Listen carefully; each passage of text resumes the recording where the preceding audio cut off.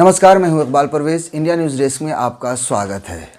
दोस्तों, इस देश में बहुत सारी बड़ी खबरें छुपाई जा रही हैं। वो खबरें जो आपके सामने आनी चाहिए थी, जो चीज़ें नहीं आनी चाहिए थी, वही खबरें आपके सामने लाई जा रही हैं।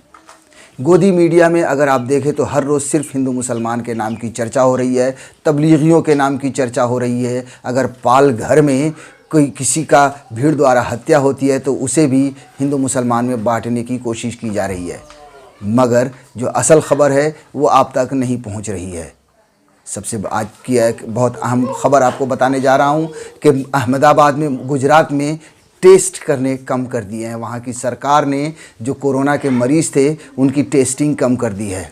जहाँ 3000 लोगों के टेस्ट किए जाते थे, वहाँ अब 2000 टेस्ट किए जा रहे हैं, बताया जा रहा है ऐसा। लेकिन ऐसा क्यों किया जा रहा है? ऐसा इसलिए किया जा रहा है ताकि कम टेस्ट होंगे तो कम कोरोना पॉजिटिव के आंकड़े आएंगे और देश के सामने और दुनिया के सामने गुजरात का नाम ख़राब ना होगा। ज़रा सोचिए कि टेस्ट अगर कम होगा तो मर्ज़ कितना और ज़्यादा फैलेगा।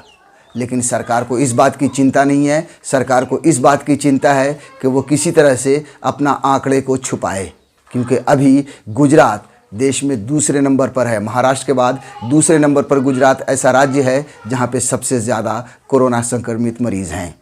ये खबर आप तक मीडिया में नहीं आई है और ना ही मीडिया ने कभी बैठकर इस बात पर चर्चा की है। अपने बॉक्स में 4-6 मेहमानों को, 4-6 गेस्ट को बिठा के बिल्कुल भी चर्चा नहीं किया है कि गुजरात में टेस्ट की संख्या कम क्यों कर दी गई। पहले जितनी टेस्ट, हालांकि हर राज्य और पूरा दुनिया का हर देश टेस्ट की कैपेसिटी को बढ़ाने की कोशिश कर रहा है, मगर गुजरात में टेस्ट करना कम क्यों किया जा रहा है। आपको बता दें कि अहमदाबाद के नगर निगम कमिश्नर ने एक बयान दिया है। उनका एक बयान आया है जिसमें उन्होंने कहा है कि अगर यही हालत रही तो 31 मई तक अहमदाबाद में कोरोना संक्रमित की संख्या 8 लाख हो जाएगी। मगर मीडिया ने इनके बयान को भी नहीं दिखाया है कि उन्होंने आखिर ऐसा कहा तो क्यों कहा। ज़रा सोचिए कि अगर अहमदाबाद के नगर निगम कमिश्नर कह रहे हैं कि 31 मई तक 8 लाख संख्या होगी तो उन्होंने कुछ तो देखा होगा, कुछ तो सरकार की कमी देखी होगी, तभी उन्होंने ये इस मुद्दे को सामने लाया है और ये बात कहीं अखबार में छपी है। ज़रा सोचिए कि सरकार ने अगर टेस्ट करना कम कर दिया तो फिर क्या होगा। गुजरात सरकार ने जिस तरह से टेस्ट करने कम कर दिए हैं उस पर बहुत सारे लोग सामने आए हैं और गुजरात सरकार पर हमला बोला है, जिनमें कांग्रेस के नेता शक्ति सिंह गोहिल हैं, जिन्होंने सरकार पर निशाना साधा है और ये सवाल किया है कि टेस्ट कम क्यों किए जा रहे हैं। वरिष्ठ पत्रकार रवीश कुमार ने भी ये सवाल पूछा है कि टेस्ट कम क्यों किए जा रहे हैं।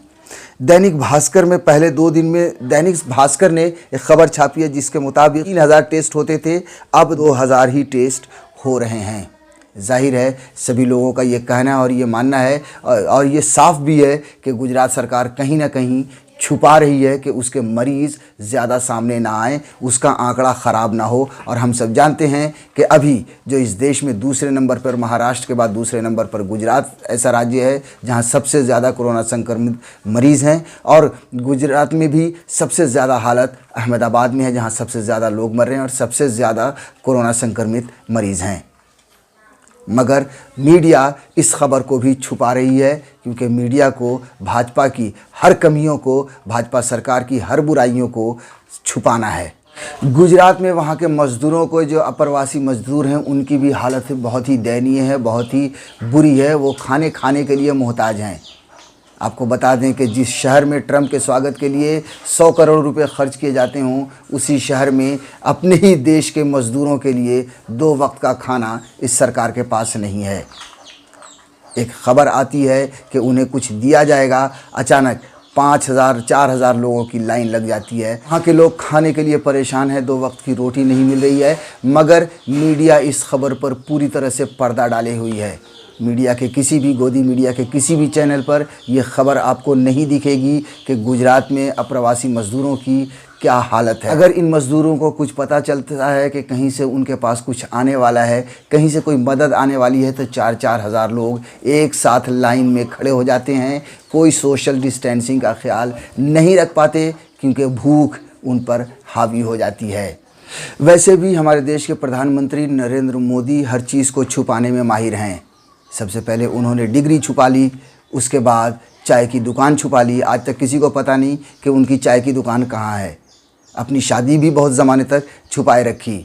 भारत में जब ट्रंप आ रहे थे तो ट्रंप से भारत की गरीबी छुपाने के लिए, झुग्गी झोपड़ियाँ छुपाने के लिए, गुजरात मॉडल को छुपाने के लिए, जो असल मॉडल है उसको छुपाने के लिए 10-10 फीट की दीवारें उठा दी। यानी कहना यह गलत नहीं होगा कि हमारे प्रधानमंत्री छुपाने में माहिर हैं। और अब जब पूरे देश में कोरोना फैल रहा है तब भी कहीं ना कहीं कुछ न कुछ छुपाया ही जा रहा है। ज़रा सोचिए कि नरेंद्र मोदी, जिनका राज्य गुजरात है, जहां पर वो सालों तक सीएम रहे, चीफ मिनिस्टर रहे और वहीं से वो निकलकर प्रधानमंत्री बने, और आज भी गुजरात में भारतीय जनता पार्टी की ही सरकार है, उसी जगह पर ये सारी चीज़ें छुपाई जा रही है। लोगों की भूख छुपाई जा रही है, यहाँ तक कि लोगों के टेस्ट भी कम किए जा रहे हैं ताकि असल एक आंकड़ा सामने ना आए। मीडिया भी हर चीज़ को छुपा रही है, सरकार की हर कमियों को छुपा रही है। सिर्फ वो दिखा रही है तो ये दिखा रही है कि किस तरह से एक धर्म के ख़िलाफ़ लोगों में नफ़रत फैले।